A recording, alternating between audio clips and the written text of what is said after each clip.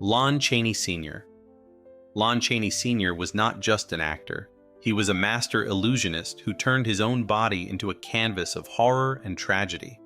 Known as the Man of a Thousand Faces, Chaney's transformations were so extreme that audiences often had no idea they were watching the same man from film to film. In The Phantom of the Opera, during the mid-1920s, Chaney created the Phantom's skeletal, sunken face by inserting wires into his nose, painting his eye sockets black, and pulling his skin taut with adhesive. The result was a grotesque, almost skeletal visage that terrified audiences. What's astonishing is that Chaney designed and applied all his own makeup, refusing to let anyone else touch his work. His dedication came at a cost. His body endured immense pain from the wires and adhesives, and his health suffered from the toxic chemicals in the makeup. Even more haunting, Chaney's ability to disappear into his roles was so convincing that some fans believed he was truly disfigured in real life. His work wasn't just about shock value, it was about empathy. Chaney's monsters were often tragic figures, reflecting his own struggles growing up as the child of deaf parents, where he learned to communicate through exaggerated expressions. Boris Karloff. Boris Karloff's name is synonymous with horror, but his transformation into Frankenstein's monster in the early 1930s was so complete that even his closest friends struggled to recognize him. The process was grueling. Makeup artist Jack Pierce spent hours each day applying layers of cotton, collodion, and grease paint to Karloff's face, creating the monster's iconic flat head and stitched scars. The bolts in his neck were not just for show. They were part of a heavy costume that left Karloff with chronic back pain for the rest of his life. To achieve the monster's sunken cheeks, Karloff removed his dental bridge, a detail that added an unsettling hollowness to his face. What's even more surprising is that Karloff, known for his gentle demeanor, brought a heartbreaking vulnerability to the role. His monster wasn't just a creature of terror, it was a misunderstood being, abandoned and feared. This emotional depth was no accident. Karloff saw the monster as a reflection of society's treatment of outsiders. Despite the physical toll, Karloff's performance became legendary, but the man behind the monster remained a mystery to many, hidden beneath layers of makeup and prosthetics. Conrad Veidt. Conrad Veidt's transformation in The Man Who Laughs during the late 1920s is one of the most haunting in cinematic history. Veidt played Gwynplaine, a man disfigured with a permanent, grotesque grin that inspired the creation of the Joker decades later. The smile was achieved through prosthetics that pulled Veidt's lips back into a horrifying rictus, a process so painful that he could only wear them for short periods. The character's look was so disturbing that some theaters reportedly warned audiences beforehand. What makes this transformation even more chilling is the emotional weight Veidt brought to the role. Beneath the monstrous grin was a man tormented by his appearance, a victim of cruelty and exploitation. Veidt's own life added another layer of tragedy. He was a staunch anti-fascist who fled Germany in the 1930s, leaving behind a successful career to escape persecution. His performance as Gwynplaine wasn't just a technical marvel, it was a deeply human portrayal of suffering and resilience. His ability to convey such raw emotion through layers of prosthetics remains a testament to his skill and dedication, but the man behind the mask was often overlooked. Margaret Hamilton. Margaret Hamilton's transformation into the Wicked Witch of the West in The Wizard of Oz during the late 1930s is one of the most iconic in film history, but the process was far from glamorous. Hamilton's green skin was achieved using a toxic copper-based makeup that caused severe skin irritation and had to be carefully removed to avoid poisoning. Her costume, a heavy black gown and hat, was so cumbersome that it restricted her movement, making her performance even more challenging. During one scene, Hamilton suffered second-degree burns when a pyrotechnic effect went wrong, leaving her with scars that she carried for the rest of her life. Despite these hardships, Hamilton's portrayal of the Wicked Witch terrified generations of children, but the woman behind the makeup was far from wicked. Off-screen, Hamilton was a kind and gentle person who loved children and often joked about her frightening role. What's even more surprising is that Hamilton initially hesitated to take the part, fearing it would typecast her as a villain. Her transformation into the Wicked Witch wasn't just physical. It was a complete departure from her real-life persona, making her performance all the more remarkable. Ray Bolger. Ray Bolger's transformation into the Scarecrow in The Wizard of Oz during the late 1930s was so complete that it's easy to forget there was a man beneath the burlap mask. Bolger's face was covered in a rubberized material that mimicked the texture of burlap, creating the illusion of a living scarecrow. The makeup was so tight that it left deep grooves in his skin, which reportedly took months to fade after filming ended. Bolger's costume, a patchwork of straw and fabric, was equally uncomfortable, restricting his movement and causing him to overheat under the studio lights. Despite these challenges, Bolger brought a whimsical charm to the Scarecrow, making him one of the most beloved characters in the film. What's even more fascinating is that Bolger wasn't originally cast as the Scarecrow.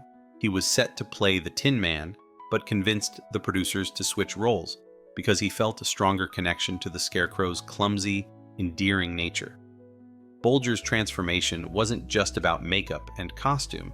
It was about embodying a character so completely that audiences forgot they were watching an actor. His performance remains a testament to the power of physical transformation in storytelling. Jack Haley. Jack Haley's transformation into the Tin Man in The Wizard of Oz during the late 1930s was a feat of both artistry and endurance. The metallic sheen of his character was achieved using aluminum paste, a makeup so hazardous that it had already hospitalized the original actor, Buddy Ebsen, with severe respiratory issues. Haley's version of the makeup was reformulated into a safer aluminum powder mixed with a paste, but it still caused irritation and discomfort, requiring constant reapplication under the hot studio lights. His costume, made of stiff metal-like material, was so restrictive that Haley could barely move, and he had to remain standing between takes to avoid damaging it. What's even more surprising is that Haley's singing voice in the film wasn't his own. His vocals were dubbed for the song "If I Only Had a Heart" due to the limitations of the costume and makeup. Despite these challenges, Haley's performance as the Tin Man became one of the most beloved in cinematic history. Few realize the physical toll it took on him as he endured hours of makeup application and the suffocating costume to bring the character to life. Beneath the shiny exterior was an actor pushing through discomfort to create a timeless role. Elsa Lanchester. Elsa Lanchester's transformation into the Bride of Frankenstein in the mid-1930s is one of the most iconic in horror history, yet her real identity was almost completely obscured. Her electrified hair, styled into a towering, jagged shape, was achieved by wrapping her own hair around a wire cage and setting it with copious amounts of hair product. The result was a look that was both otherworldly and unsettling. Her pale, corpse-like complexion was created with layers of grease paint, while her stitched scars were meticulously applied by makeup artist Jack Pierce. What many don't realize is that Lanchester's screen time as the bride was shockingly brief. She appears for less than 5 minutes in the entire film. Yet, her haunting scream and jerky bird-like movements left an indelible mark on audiences. Even more fascinating is that Lanchester also played Mary Shelley in the film's prologue, a dual role that showcased her range as an actress. The bride's look was inspired by Egyptian mummies and the bust of Nefertiti, blending ancient and modern influences into a single, unforgettable image. Lanchester's transformation wasn't just physical, it was a complete embodiment of a character that became a cultural icon. Charles Laughton. Charles Laughton's portrayal of Quasimodo in The Hunchback of Notre Dame during the late 1930s required a transformation so extreme that it rendered him nearly unrecognizable. To become the deformed bell ringer, Laughton wore a massive prosthetic hump that weighed over 70 pounds, forcing him to hunch over for hours at a time. His face was covered in layers of latex and makeup to create Quasimodo's disfigured features, including a drooping eye and grotesque scars. The process of applying the makeup took hours each day, and the weight of the prosthetics caused Lawton significant physical discomfort. What's even more astonishing is that Lawton insisted on performing many of his own stunts, including climbing the cathedral's bell tower, despite the physical strain of the costume. His performance brought a surprising humanity to the character, portraying Quasimodo as a misunderstood outcast rather than a monster. Lawton's transformation was so convincing that extras on set reportedly avoided him, believing he was truly disfigured. Beneath the layers of makeup and prosthetics was an actor who poured his heart into the role, creating a portrayal that remains one of the most poignant in film history. Peter Lorre. Peter Lorre's transformation in Mad Love during the mid-1930s was a chilling departure from his usual roles, turning him into the deranged Dr. Gogol. To achieve the unsettling look, Lorre shaved his head completely, a decision that gave him a stark, almost alien appearance. His pale complexion was enhanced with makeup, and his piercing eyes were emphasized with dark shadows, creating a haunting, otherworldly effect. The result was a character so disturbing that it reportedly unnerved even the film's crew. What makes this transformation even more fascinating is the psychological depth Lorre brought to the role. Dr. Gogol wasn't just a madman, he was a deeply lonely and obsessive figure, driven to extremes by unrequited love. Lorre's ability to convey this inner torment through his physical transformation made the character both terrifying and tragic. Despite his small stature and soft-spoken demeanor, his performance dominated the screen, leaving audiences both captivated and unsettled. His work in Mad Love showcased his versatility as an actor, proving that he could disappear into a role so completely that even his familiar features became unrecognizable. Fredric March. Fredric March's dual performance in Dr. Jekyll and Mr. Hyde during the early 1930s remains one of the most celebrated examples of physical transformation in film. To become the monstrous Mr. Hyde, March underwent a grueling makeup process that included prosthetic teeth, exaggerated facial features, and a wig of wild, unkempt hair. The transformation scenes were groundbreaking for their time, using a combination of colored filters and makeup that reacted to specific lighting to create the illusion of a gradual change. What's even more remarkable is that March's performance went beyond the physical. He portrayed Hyde as a primal, animalistic force, contrasting sharply with the refined and intellectual Dr. Jekyll. The role took a physical toll on March as the heavy makeup caused severe skin irritation, forcing him to take breaks from filming. Despite these challenges, his performance earned him an Academy Award for Best Actor, making him one of the first actors to win for a horror role.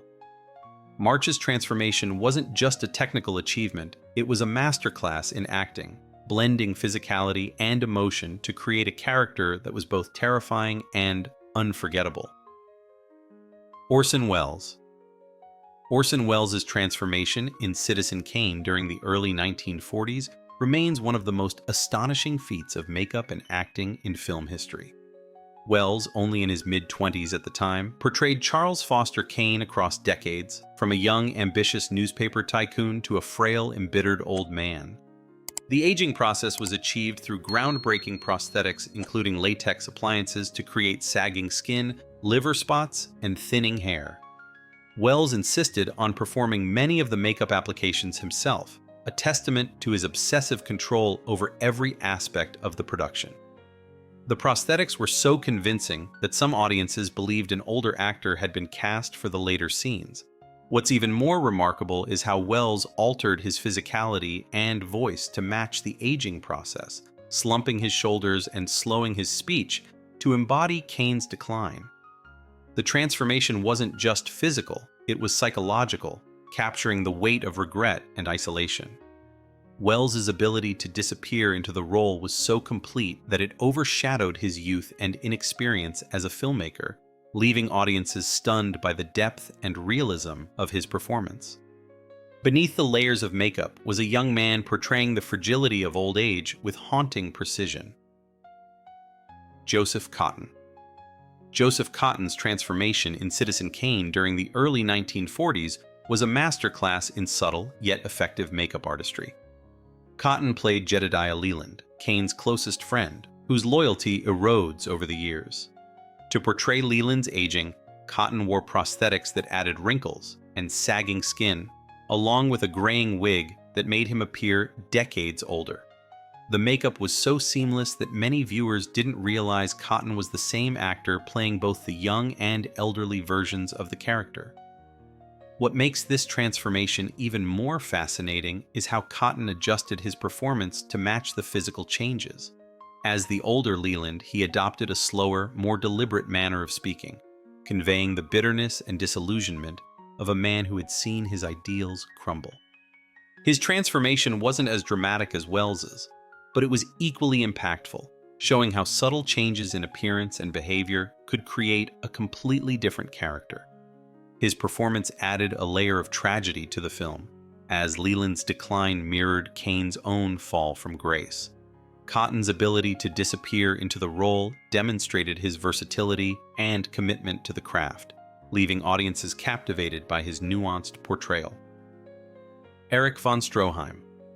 Erich von Stroheim's transformation in Sunset Boulevard during the early 1950s was a haunting reflection of his own career.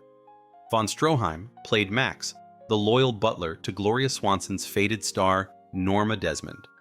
To embody the character, von Stroheim wore subtle aging makeup that emphasized his gaunt features and weary expression, creating the image of a man who had lived through decades of disappointment. What makes this transformation so poignant is the parallel between von Stroheim's character and his real life. Max is revealed to be a former director who sacrificed his career to serve Norma, mirroring von Stroheim's own fall from grace in Hollywood after clashing with studios. His performance was so convincing that it blurred the line between fiction and reality, leaving audiences wondering how much of Max was von Stroheim himself. The emotional weight of his transformation came not just from the makeup, but from the depth of his performance, as he conveyed a quiet, heartbreaking devotion to Norma.